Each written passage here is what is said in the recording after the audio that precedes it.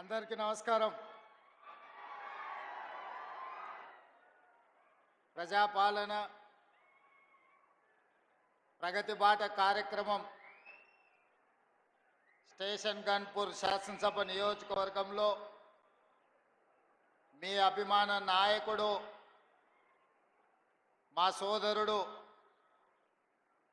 పెద్దలు కడియం శ్రీహరి గారి అధ్యక్షతన నిర్వహించి ఈ కార్యక్రమానికి నాతో పాటు ముఖ్య అతిథులుగా ఉమ్మడి వరంగల్ జిల్లా ఇన్ఛార్జ్ మంత్రివర్యులు పొంగులేటి శ్రీనివాసరెడ్డి గారు, అదేవిధంగా ఈ కార్యక్రమంలో సహచర మంత్రివర్గ సభ్యురాలు శ్రీమతి సీతక్క గారు, అదేవిధంగా సోదరీమణి మంత్రివర్గ సహచరులు శ్రీమతి కొండా సురేఖ గారు, అదేవిధంగా శాసన సభ్యులు రేవూరి ప్రకాష్ రెడ్డి గారు, అదేవిధంగా నాగరాజు గారు, నాయని రాజేందర్ రెడ్డి గారు, యశస్విని రెడ్డి గారు, గండ్ర సత్యనారాయణరావు గారు, అదేవిధంగా శాసన మండలి సభ్యులు పెద్దలు, అదేవిధంగా జిల్లా పార్టీ నాయకులు రామచంద్ర నాయక్ గారు, పార్లమెంట్ సభ్యులు బలరాం నాయక్ గారు, పార్లమెంట్ సభ్యులు సోదరిమణి మీ అభిమానంతో గెలిచి మీ ప్రాంత అభివృద్ధికి పాటుపడుతున్న డాక్టర్ కావ్య గారు, పార్లమెంట్ సభ్యులు చామల కిరణ్ రెడ్డి గారు, ఈ వేదిక మీద ఉన్న పెద్దలందరికీ, కాంగ్రెస్ పార్టీ నాయకులకు, ఉన్నతాధికారులకు, ప్రాణ సమానులైన ఈ కార్యక్రమానికి విచ్చేసిన మీకందరికీ మనస్ఫూర్తిగా అభినందనలు తెలియజేస్తున్నా.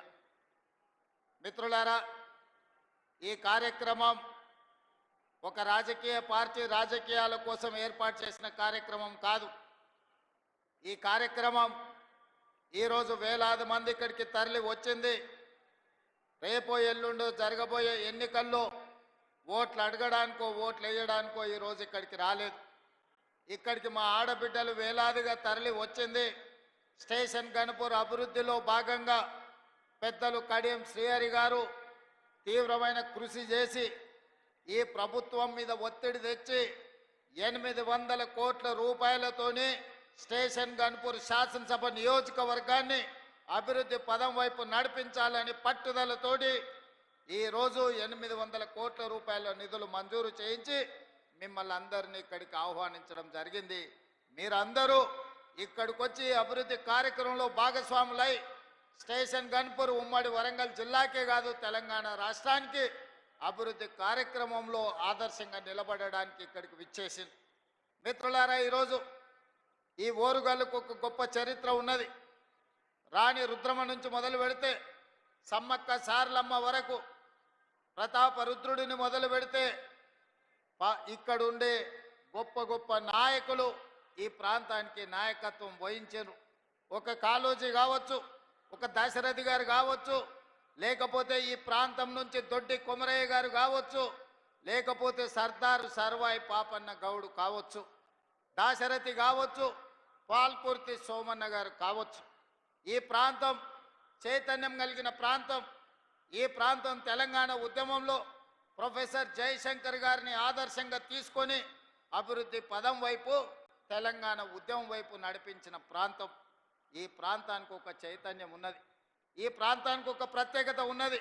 ఈ ప్రాంతం తెలంగాణ రాష్ట్రానికి ఆదర్శంగా నిలబడమే కాదు, తెలంగాణ ప్రాంతానికి సమస్య వచ్చినప్పుడు నిటారుగా నిలబడి కొట్లాడే కాకతీయ యూనివర్సిటీ ఈ ప్రాంతానికి ప్రాతినిధ్యం వహిస్తున్నది.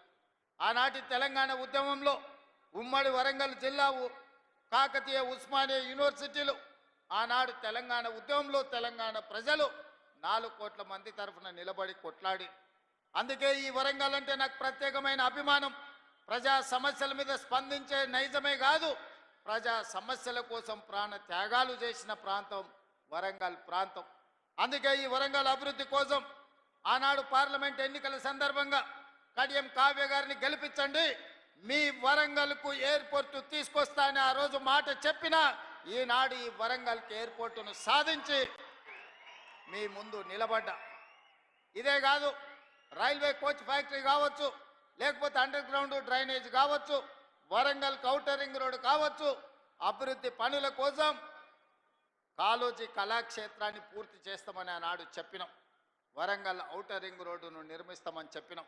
ఇవాళ ఈ అన్ని కార్యక్రమాలను పూర్తి చేయడానికి వరంగల్ నగరానికి 6,500 కోట్ల రూపాయలు మంజూరు చేసి ఈ వరంగల్ నగరాన్ని హైదరాబాదు నగరంతో పోటీ పడే విధంగా వరంగల్ని అభివృద్ధి చేయాలని ఈరోజు మన ప్రభుత్వం ప్రయత్నం చేస్తున్నది. మిత్రులారా, ఇవాళ ఆలోచన చేయండి మీరందరూ. తెలంగాణ రాష్ట్రం వచ్చినప్పుడు ధనిక రాష్ట్రం. ఈ ధనిక రాష్ట్రాన్ని చంద్రశేఖరరావు గారి కుటుంబం చేతిలో పెడితే ఈరోజు అప్పుల ఊబీలో తెలంగాణ రాష్ట్రం కూరుకుపోయింది. ఆనాడు నెలకు 500 కోట్ల రూపాయలు అసలు మిత్తి కట్టే అప్పు ఉంటే ఈనాడు ప్రతి నెల అసలుకే 6,500 కోట్ల రూపాయలు ప్రతి నెల కట్టాల్సిన పరిస్థితి వచ్చింది. 10 ఏళ్లలో ఈరోజు దాదాపుగా 8 లక్షల కోట్ల రూపాయలు, 7 లక్షల కోట్ల రూపాయలు బ్యాంకుల్లో అప్పు తెస్తే 40,000 కోట్ల రూపాయలు కాంట్రాక్టర్లకు బకాయిలు పెట్టిండు. ఇవాళ సింగరేణికి బకాయిలు పెట్టిండు. విద్యుత్ శాఖ డిపార్ట్మెంట్కు ఉచిత కరెంటు పేరు మీద రైతులకు ఉచిత కరెంటు ఇచ్చినా అని విద్యుత్ శాఖకు బకాయిలు పెట్టిండు.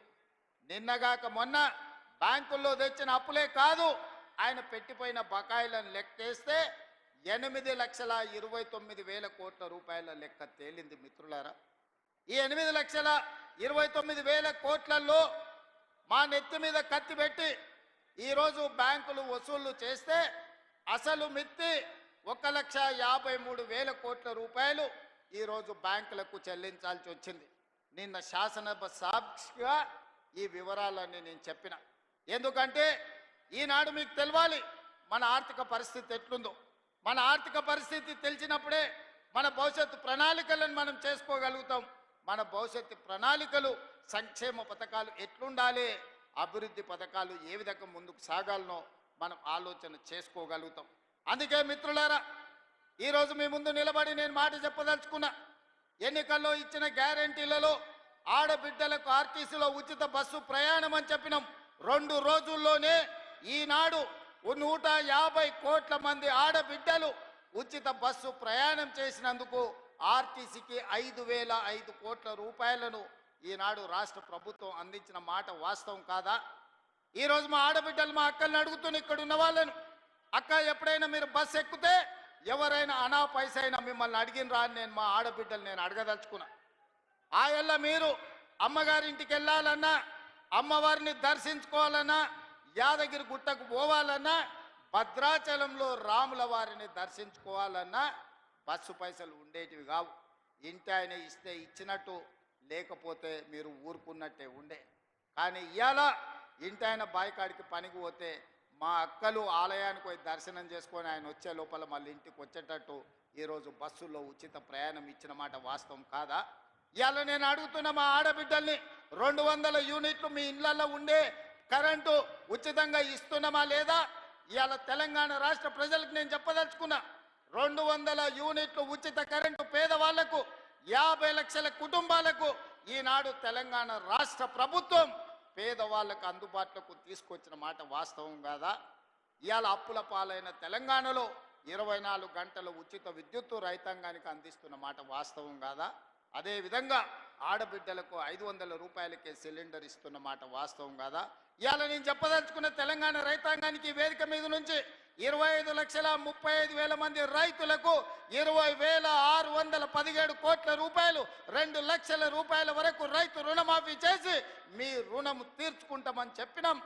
ఈనాడు మీ రైతు రుణాలను మాఫీ చేసి, ఈ రైతు రుణాల మాఫీ కాదు, ఆనాడు రైతు బంధు ఎన్నికల కోడ్ను అడ్డం పెట్టి కేసీఆర్ ఎగ్గొట్టిపోతే 7,625 కోట్ల రూపాయలు ప్రభుత్వం ఏర్పడిన ఎంబడే రైతు భరోసా పథకం ద్వారా మీ ఖాతాలలో నిధులేసిన మాట వాస్తవం కాదా?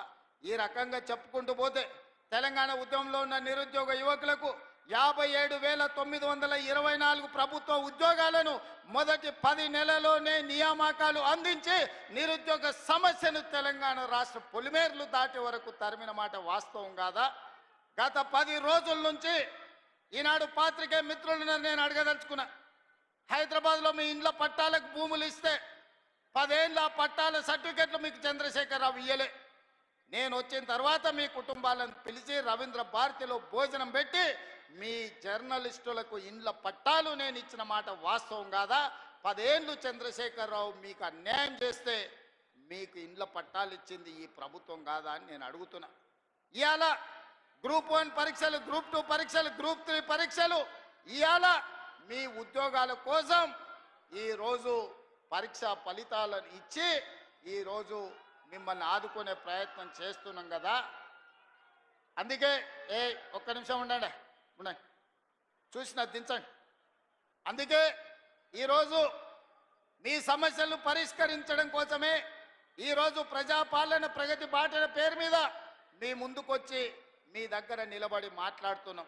ఈరోజు నిరుద్యోగ సమస్యనే కాదు, మీ విద్యకు సంబంధించి టీచర్ల ప్రమోషన్లు 11,000 మంది ఈరోజు టీచర్ల నియామకాలు చేపట్టి పేదలకు విద్యను అందుబాటులోకి తీసుకురావాలని ప్రభుత్వం చేస్తున్న ప్రయత్నం నిజం కాదా అని నేను మిమ్మల్ని అడుగుతున్నా. మిత్రులారా, ఈరోజు రైతుల గురించి కానీ, మహిళల గురించి కానీ, విద్యార్థుల గురించి కానీ, నిరుద్యోగ యువకుల గురించి కానీ, తెలంగాణ సమాజంలో ఉన్న సమస్యల్ని పరిష్కరించడానికి పాత్రికేయ మిత్రుల నుంచి మొదలు పెడితే డాక్టర్లు, లాయర్లు, ఇంజనీర్ల వరకు ప్రతి ఒక్కరి సమస్యని పరిష్కరించడానికి ఈరోజు రాష్ట్ర ప్రభుత్వం ప్రయత్నం చేస్తున్నది. అందుకే ఆనాడు ధనిక రాష్ట్రంగా చంద్రశేఖరరావు గారికి అప్పచెప్పినాం. ఈరోజు దివాలా తీసిన రాష్ట్రంగా మా చేతికి అప్పచెప్పిండు. అందుకే మిత్రులారా, ఈరోజు ఈ సమస్యలు పరిష్కరించడానికి ఉన్నది ఉన్నట్టు వాస్తవాలను మీకు వివరించే ప్రయత్నం చేస్తున్నా. ఈరోజు రాష్ట్రానికి బడ్జెటు ఆదాయము తగ్గిపోయింది. బట్టి విక్రమార్క గారు పోయినసారి బడ్జెటు 2,91,000 కోట్ల రూపాయలకు పెట్టిండు. కానీ వాస్తవంగా మేము గతంలో వేసిన అంచనాల కంటే తగ్గించి ఆర్థిక పరిస్థితి అబద్ధాలతో ఉండకూడదని బడ్జెట్ను తగ్గించే పెట్టినాం. అయినా అంచనాల మేరకు ఆదాయం రాలే. ఇవాళ మేము పెట్టిన బడ్జెట్ 70,000 కోట్ల రూపాయలు తక్కువతో ఈరోజు బడ్జెట్ ముగియబోతుంది మార్చి 31 తారీఖు నాడు. మరి ఇన్ని కష్టాలున్నా మీకు ఇస్తామన్న మాట ప్రకారం సంక్షేమ పథకాలను ఈరోజు అమలు చేసే ప్రయత్నం చేస్తున్నాం. అభివృద్ధికి అవసరమైన నిధులను ఈరోజు విడుదల చేస్తున్నాం. అభివృద్ధిలో భాగంగానే స్టేషన్ గన్పూర్కి ఈరోజు మీ విద్యకు ఇంటిగ్రేటెడ్ రెసిడెన్షియల్ స్కూల్స్ కావచ్చు, 100 పడకల ఆసుపత్రి కావచ్చు, మీ సాగునీటి ప్రాజెక్టు కోసం కావచ్చు, మీ ఇంటిగ్రేటెడ్ రెవెన్యూ డివిజన్ ఆఫీస్ కోసం కావచ్చు, మీ స్టేషన్ గన్పూర్ అభివృద్ధి కోసం కడియం శ్రీహరి గారు పెద్దలు అడిగిన ప్రతి మాట నిలబెట్టడానికి ఇవాళ 800 కోట్ల రూపాయలు మీకు మంజూరు చేయడమే కాదు, ఇంతకుముందు పెద్దలు కడియం శ్రీహరి గారు ఇదే వేదిక మీద నుంచి ఇంకో కొత్త చిట్టి మళ్ళా తీసి నా ముందర పెట్టిండు. కాగితాలు అక్కడ ఇచ్చిండు. కడియం శ్రీహరి గారు మొత్తం వినతి పత్రాలు ఇచ్చిండు. వారిని చూస్తేనే నాకు భయం అవుతుంది. వారు ఏ పైరవ అడిగారు, ఏ సొంత పని అడిగారు. వారు వస్తేనే నా ప్రజలకు ఏదో చెయ్యాలి, స్టేషన్ గన్పూర్కు నిధులు తీసుకుపోవాలని అడుగుతూ ఉంటారు. అందుకే వారంటే నాకు ప్రత్యేకమైన అభిమానం. ఇది ఈనాటిది కాదు, 20-25 ఏళ్ల నుంచి కడియం శ్రీహరి గారితో నాకున్న పరిచయం. నేనే వారిని అడిగి కాంగ్రెస్ పార్టీలోకి రండి, నాకు అండగా నిలబడండి, ఈ తెలంగాణ రాష్ట్రాన్ని అభివృద్ధి పదం వైపు నడిపిద్దాం, మీ అనుభవం, మీ నిజాయితీ తెలంగాణ రాష్ట్రానికి అవసరం ఉన్నది, శ్రీహరి గారు మీరు రండి, చెల్లి కడియం కావ్యను ఎంపీగా గెలిపించుకున్న బాధ్యత నేను తీసుకుంటా అని చెప్పిన. అందుకే ఇవాళ మీ ఆడబిడ్డను డాక్టర్ కావ్యను పార్లమెంటు సభ్యురాలుగా మీరు ఢిల్లీకి పంపిస్తే మీకు ఎయిర్పోర్టు తీసుకొచ్చింది, మీకు రైల్వే కోచ్ ఫ్యాక్టరీ తీసుకొచ్చింది, భవిష్యత్తులో కాజీపేట రైల్వే జంక్షన్ను తీసుకొచ్చే బాధ్యత మీ సోదరిమణి మీ ఆడబిడ్డ డాక్టర్ కావ్య తీసుకుంటుంది. వారికి రైల్వే డివిజన్ని తెచ్చే బాధ్యత మా ఆడబిడ్డ మీ ఆడబిడ్డ కావ్య తీసుకుంటుంది. అండగా నిలబడి భుజం తట్టి ప్రోత్సహించే బాధ్యత నాది, పెద్దలు కడియం శ్రీహరి గారిది అని చెప్పి నేను ఈ సందర్భంగా తెలియజేస్తున్నాను. మిత్రులారా, మీ దేవాదుల ప్రాజెక్టు పూర్తి కావాలన్నా, శ్రీహరి గారు నా ముందు ప్రతిపాదించిన పనులను పూర్తి చేయాలన్నా, మీ స్టేషన్ గన్పూర్కి భవిష్యత్తులో నిధులను విడుదల చెయ్యాలన్నా మీరందరూ కలిసికట్టుగా శ్రీహరి గారి నాయకత్వాన్ని బలపరచండి. ఈ స్టేషన్ గన్పూర్ని అభివృద్ధి చేసే బాధ్యత ఈ రాష్ట్ర ప్రభుత్వం తీసుకుంటుంది. ఈనాడు రాష్ట్రం నలుమూలలో మీరు చూడండి, కృష్ణానది జలాల గురించి మీరు ఆలోచన చేయండి. గోదావరి మీద కట్టిన ప్రాజెక్టుల గురించి ఒక్కసారి చర్చించండి. 10 సంవత్సరాలు 1,81,000 కోట్ల రూపాయలు చంద్రశేఖరరావు గారు సాగునీటి ప్రాజెక్టుల మీద ఖర్చు పెట్టిండు. అందులో 1,02,000 కోట్ల రూపాయలు ఒక్క కాళేశ్వరం కట్టడానికి వాడి. 1,00,000 కోట్లు పెట్టి కట్టిన కాళేశ్వరం 3 ఏళ్లనే కట్టుడు, 3 ఏళ్లనే కూలుడు జరిగిపోయింది. ఇప్పుడు ఆ కూలిన దాన్ని మొత్తం తీసేయాలంటే మళ్ళా ప్రభుత్వానికి 1,000 కోట్ల రూపాయలు ఖర్చు అయ్యే పరిస్థితి వచ్చింది. ఆయన తీసుకొచ్చి అప్పచెప్పిన దరిద్రం అది కాళేశ్వరం కాదు, అది కూలేశ్వరం అని చెప్పి ఈరోజు నేను మిత్రులకు చెప్పదలుచుకున్నా. ఇవాళ ఆయన గొప్పలు చెప్తున్నాడు. మీరు ప్రాజెక్టులు కట్టినరా, కేసీఆర్ గారు ప్రాజెక్టులు కట్టినరు, రిజర్వాయర్లు కట్టిరని. తాటి చెట్టు అంతా పెరిగిండు కానీ ఆవకాయ అంతా కూడా ఆయన మెదడులో తెలివితేటలు ఉన్నట్టు నాకు అనిపిస్తలేదు. శ్రీరామ్ సాగర్ 100 టీఎంసీల ప్రాజెక్ట్ ఎవరు? మీ తాత కట్టిండా? శ్రీశైలం ప్రాజెక్టులో 300 టీఎంసీలు నిల్వ మీ ముత్తాత చేసిండా? నాగార్జున సాగర్లో 200 పైచిల్కు టీఎంసీల నీళ్ళ ప్రాజెక్టు ఎవరు కట్టిండ్రా అని నేను హరీష్ రావు గారిని అడగదలుచుకున్నా. జూరాల కావచ్చు, భీమా కావచ్చు, నెట్టంపాడు కావచ్చు, కోయిల్ సాగర్ కావచ్చు, లేకపోతే దేవాదుల కావచ్చు, లేకపోతే ఇందిరా సాగర్, లేకపోతే రాజీవ్ సాగర్ ప్రాజెక్టులను ఆనాడు కాంగ్రెస్ పార్టీ మొదలుపెట్టినవి కాదా? శ్రీపాద ఎల్లంపల్లి మేము కట్టింది కాదా? ఇవాళ మేం కట్టిన ప్రాజెక్టులు ఈ తెలంగాణ రాష్ట్రాన్ని సస్యశ్యామలం చేసినాయి. మీరు కట్టిన కాళేశ్వరం కూలినాక తెలంగాణ రాష్ట్రం 1,56,00,000 మెట్రిక్ టన్నుల వడ్లను పండించి ఆ వడ్ల గిట్టుబాటు ధరనే కాదు 500 రూపాయల బోనస్ ఇచ్చి కొనుక్కున్న ప్రభుత్వం కాంగ్రెస్ పార్టీ అని చెప్పి నేను ఈ సందర్భంగా చెప్పదలుచుకున్నాను. హరీష్ రావు గారు నాకు సవాల్ విసురుతున్నాడు. మీరు ప్రాజెక్టు లేడగట్టిండ్రు, రిజర్వాయర్ లేడగట్టిండ్రని. నేను హరీష్ రావు గారికి టీఆర్ఎస్ నాయకులకు సవాల్ విసిరదలుచుకున్నా. పిల్లకాకులతో నాకెందుకు కానీ అసలైన ఆయన రమ్మని ఆయనతోనే మాట్లాడతా. శ్రీరామ్ సాగర్ మీద మాట్లాడదామా, నాగార్జున సాగర్ మీద మాట్లాడదామా, శ్రీశైలం ఆనకట్ట మీద మాట్లాడదామా, జూరాల మీద మాట్లాడదామా, భీమా మీద మాట్లాడదామా, నెట్టంపాడు మీద మాట్లాడదామా, కోయిల్ సాగర్ కట్ట మీద మాట్లాడదామా, రాజోలి బండ డైవర్షన్ స్కీమ్ దగ్గర మాట్లాడదామా, లేకపోతే మంజిరా పరివాహక ప్రాంతంలో మాట్లాడదామా? చంద్రశేఖరరావు గారు వీళ్ళని కాదు, నువ్వు రా, నువ్వు వస్తే నీకు తెలుస్తుంది మేమేం చేసినాం, మీరేం చేసినాం. తెలిసి తెలవక ఉడికిందో ఉడకక ఉరుకులాడుతున్నారు నీ అల్లుడు, నీ కొడుకు. వాళ్లకు పిల్లకాకులకేం తెలుసు, ఉండేలు దెబ్బ అని వెనకడికి చెప్పారు. నీకు తెలుసు కదా మా దెబ్బ ఎట్లుంటుందో, కాంగ్రెస్ పార్టీ కార్యకర్తల దెబ్బ. 2023 డిసెంబర్ 3 నాడు చూసినావు కదా మా కార్యకర్తల దెబ్బ. అందుకే ఇవాళ ఆయన మొహం జల్లక ఫామ్ హౌస్లో దాచుకొని ఇవాళ వీళ్ళను ఉసిగొల్పుతున్నాడు. ఏమన్నా అంటే పెద్ద మనిషిని అట్లా అంటారా అంట. పెద్ద మనిషిలాగా వ్యవహరించాలి కదా అని నేను అంటున్నాను.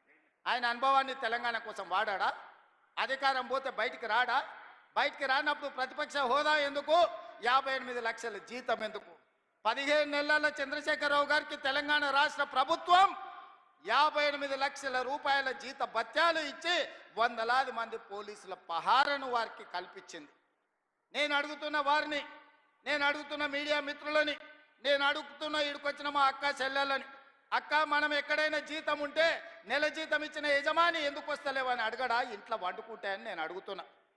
మన దగ్గర ఉన్నోడు ఎవడైనా, మన దగ్గర ఉండే టీచర్ అయినా, ఎస్ఐ అయినా, కానిస్టేబుల్ అయినా, ఏ ప్రభుత్వ ఉద్యోగైనా జీతం తీసుకుంటే జీతానికి రాకపోతే ఉద్యోగానికి రాకుండా జీత భత్యాలు 15 నెలలు తీసుకునేది ఎక్కడైనా ఉన్నదా? ఈ వెసులుబాటు ఎక్కడైనా ఉన్నదా అని నేను అడుగుతున్నా. మీడియా మిత్రులను కూడా అడుగుతున్నా. వారం రోజులు మీరు రిపోర్టు చేయకపోతే మీ యజమానులు ఊరుకుంటారా? ప్రతి నెల క్రమం తప్పకుండా జీత భత్యాలు తీసుకుంటున్న చంద్రశేఖరరావు గారు మీరు ఫామ్ హౌస్లో వండుకొని ఏం సందేశాన్ని ఇవ్వదలుచుకున్నారు? అధికారం ఉంటే ఉంటా, లేకపోతే అలిగి పండుకుంటా అనేదా మీ విధానం అని నేను అడుగుతున్నా. మీకు అనుభవం ఉందంటున్నారు, మీకు అపారమైన జ్ఞానం ఉందంటున్నారు, 80,000 పుస్తకాలు చదివిన విజ్ఞాన గని మీరు అంటున్నారు. మీ అనుభవము, మీ విజ్ఞానము తెలంగాణ ప్రజల కోసం ఉపయోగించరా అని నేను అడుగుతున్నా. మీరైతే 1,00,000 కోట్ల రూపాయలు సంపాదించుకున్నారు, టీవీలు పెట్టుకున్నారు, పేపర్లు పెట్టుకున్నారు, ఫామ్ హౌస్లు కట్టుకున్నారు. నువ్వు గజ్వేల్లో కట్టుకుంటే నీ కొడుకు జన్వాడలో కట్టుకున్నాడు, నీ అల్లుడు మొయినాబాద్లో కట్టుకున్నాడు, నీ బడ్డ శంకర్పల్లి దగ్గర ఫామ్ హౌస్లు 100 ఎకరాలలో కట్టుకున్నారు. మరి తెలంగాణ ప్రజలు ఉన్న భూములు అమ్ముకొని ఆత్మహత్యలు చేసుకుంటుంటే ఈ ట్రిక్ ఏదో మాకు చెప్పరా? తెలంగాణ ప్రజలకు ఆయన ఏదో క్యాప్సికం పండిస్తేనే ₹1,00,00,000 ఎకరాకు వస్తుంది అన్నాడు. ఆ టెక్నిక్ ఏదో తెలంగాణ రైతాంగానికి చెప్పవా కేసీఆర్ గారని నేను అడుగుతున్నా. ఈరోజు తెలంగాణ రాష్ట్రం వచ్చిన తర్వాత చంద్రశేఖరరావు గారు వారి కుటుంబ సభ్యులు 1,00,000 కోట్ల రూపాయలు ఎట్లా సంపాదించుకుర్రు? తెలంగాణ రాష్ట్రం 4 కోట్ల ప్రజల నెత్తి మీద 8,29,000 కోట్ల రూపాయల అప్పెట్లొచ్చింది. మాకు అప్పులు ఎట్లా పెరిగినాయి పాపాల పుట్టలెక్క, మీ ఆస్తులు ఎట్లా పెరిగినాయి 1,00,000 కోట్లకని నేను ఈ వేదిక మీద నుంచి పెద్దలు చంద్రశేఖరరావు గారిని సవినయంగా అడుగుతున్నా, గౌరవప్రదంగా వారికి విజ్ఞప్తి చేస్తున్నా. మీ 1,00,000 కోట్ల సంపాదన నైపుణ్యం ఏందో మా నిరుద్యోగ యువకులకు చెప్పండి. 1,00,000 కోట్లు రాకపోయినా నెలకు 1,00,000 రూపాయలు సంపాదించుకునే నైపుణ్యం మా నిరుద్యోగ యువకులు నేర్చుకుంటారని నేను అడుగుతున్నా. ఒకవేళ నీకు రావడానికి ఇబ్బంది అయితే విడతల వారీగా 1000 మందిని నీ దగ్గరికే ఫామ్ హౌస్కు పంపిస్తా. ఆ విద్య ఏందో వాళ్లకు నేర్పమని చంద్రశేఖరరావు గారికి విజ్ఞప్తి చేస్తున్నా. ఎందుకంటే ప్రతి నెల 3,92,000 రూపాయలు మీరు జీత భత్యాలు తీసుకుంటున్నారు కదా. తీసుకున్న జీతం కిందికన్నా తెలంగాణ యువకులకు ఈ శిక్షణ ఇవ్వమని చంద్రశేఖరరావు గారిని నేను అడుగుతున్నా. ఇవాళ వాళ్ళందరూ ఏందో పోయినట్టు, కొల్లగొట్టుకపోయినట్టు వాళ్ళ ఆస్తిని, తుఫాను వస్తే దివిసీమ తుఫాన్లో మొత్తం సర్వం కోల్పోయిన వాళ్ళు వెనకటికి మనకు ఊర్లలో కడుక్కునేటోళ్ళు వచ్చేటోళ్ళు ఈడ జర సీనియర్లు ఉంటే తెలుసు. దివిసీమ తుఫాన్లో సర్వం కోల్పోయినాం, మాకేమని ఉంటే బతకడానికి వచ్చిన గ్రామాలకు వచ్చేటోడు. దివిసీమ తుఫాన్లో కొట్టుకుపోయిన వాళ్ళకంటే వాళ్ళ కుటుంబం దిగాలు పడిపోయి ఉన్నారు. అధికారం శాశ్వతం అనుకున్నారా అని నేను అడుగుతున్నా. అందుకే మిత్రులారా, ఆనాడు ధనిక రాష్ట్రాన్ని ఈనాడు చంద్రశేఖరరావు గారి కుటుంబం దివాలా తీయించింది.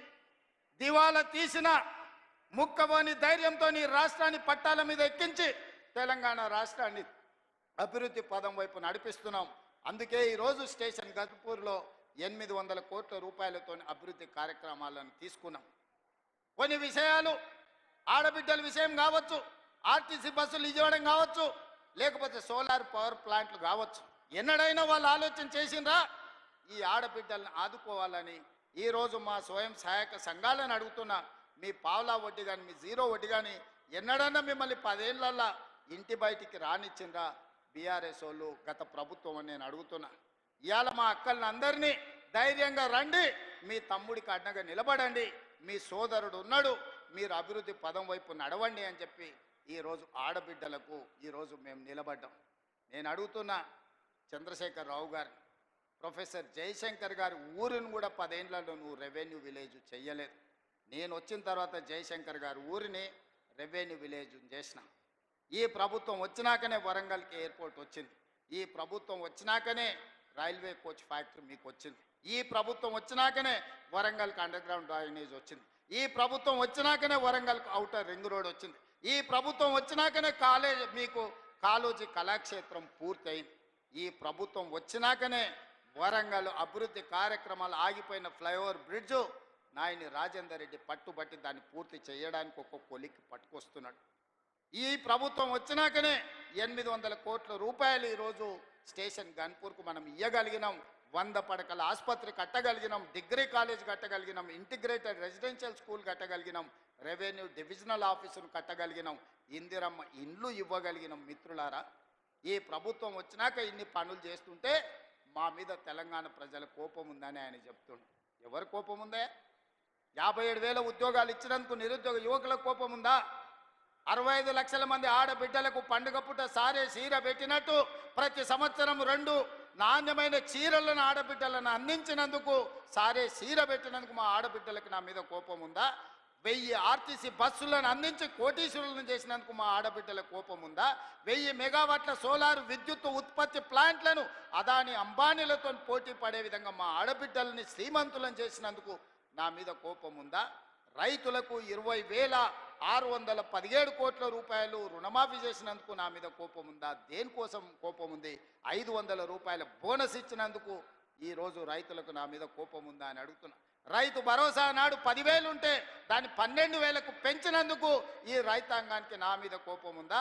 మీడియా మిత్రులకు 10 ఏళ్ళు నువ్వు ఇవ్వని ఇండ్ల పట్టాలు రవీంద్ర భారతిలో అందించినందుకు మా మీడియా మిత్రులకు నా మీద కోపం ఉందా అని నేను అడుగుతున్నా. కొంతమంది దొంగలకు దోపిడీదారులకు ఉండొచ్చు, ఎందుకంటే ఈ దొంగలను ఉప్పు పాతరేస్తా దోపిడీదారులను తోలు తీసి బట్టలు ఇప్పదీసి రోడ్డు మీద నించోబెడతానందుకు కొంతమంది దొంగలకు తోడు దొంగలకు నా మీదేమైనా కోపం ఉంటే ఉండొచ్చు. అంటే అన్నా అంటాడు హరీష్ రావు రేవంత్ రెడ్డి అధికారిక కార్యక్రమాలలో తిడతాడు ఎందుకని. ఆయన ఇవాళ మాట్లాడుతుంటే చంద్రశేఖరరావు గారంట తెలంగాణ జాతిపిత అంట. మిత్రులారా, ఇట్లా మాట్లాడితే ఇంకా నేను ఏదో ఒకటి అనకపోతే ఎట్లయితుంది మీరు చెప్పురు. జాతిపిత గురించి మీకు తెలుసు కదా. ఆ జాతిపితకు మందు వాసన పడుతుందా? గుజరాతుల్నే బంధు పెట్టించింది, అవునా? ఆ జాతిపిత గాంధీ ఆశ్రమాలలో ఉన్నాడు, నిరాడంబరంగా ఉన్నాడు. మరి ఈ జాతిపిత వాసన లేకుంటే నిద్ర లేస్తాడా? ఆ జాతిపిత ఎక్కడా? ఈ జాతిపిత ఎక్కడా? ఆ జాతిపిత ఎక్కడో చిన్న చిన్న దళిత వాడల్లో జీవితం గడిపితే 100 ఎకరాల ఫామ్ హౌజుల్లో ఈ జాతిపిత గారు ఉన్నారు. ఈయన జాతిపిత ఎట్లయితాడని నేను అడుగుతున్నా. అసలు పోల్చుకోవడానికన్నా పొంతన ఉండాలి కదా. పులిని చూసి నక్క వాతలు పెట్టుకుంటే వాతలతోని నక్క పులి అయిపోతుందా? జాతిపిత అంటే ఎవరు? కొండ లక్ష్మణ్ బాబూజీ జాతిపిత. జాతిపిత అంటే ఎవరు? ప్రొఫెసర్ జయశంకర్ జాతిపిత.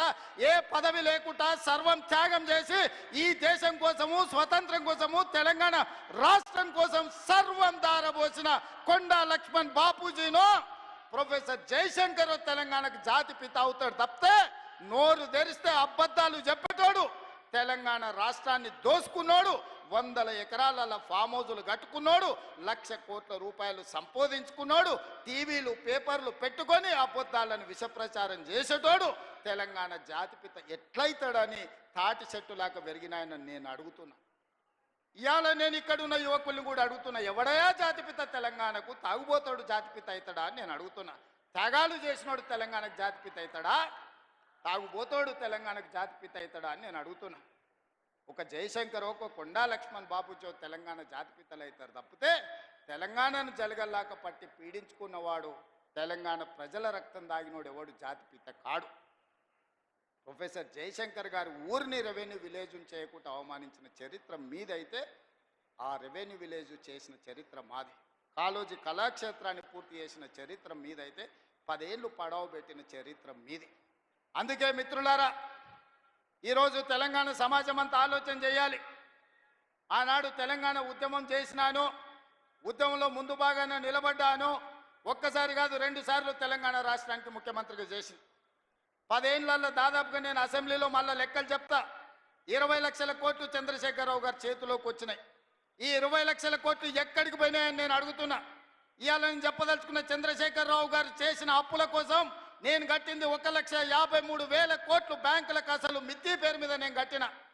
నిజంగానే ఈ 15 నెలల ఈ 1,53,000 కోట్ల రూపాయలు నా చేతుల్లో ఉంటే మా పొంగులేటి శ్రీనివాసరెడ్డి గారికి చెప్పి 30 లక్షల ఇండ్లు, ఇందిరమ్మ ఇండ్లు పేదోళ్ళందరికీ తెలంగాణ రాష్ట్రంలో అందరికీ ఇండ్లు కట్టించుండేవాడిని.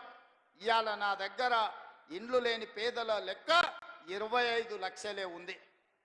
ఒక్క సంవత్సరం చంద్రశేఖరరావు గారు చేసిన అప్పులకు తప్పులకు నేను కట్టిన పాయమాల్ 1,53,000 కోట్లు.